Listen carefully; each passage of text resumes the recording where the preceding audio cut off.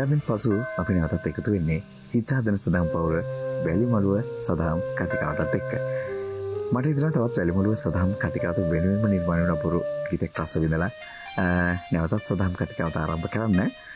ගීතය පද රචනය කරන්නේ ජානක මල්ලිකාරච්චි මැතිතුන්. ඒ වගේම සංගීත අධ්‍යක්ෂණය කරනවා ජාලිය මිරෝෂාන්. ගයන්න ආරාධනා කරනවා දාරා ගෝතමී ඔබට.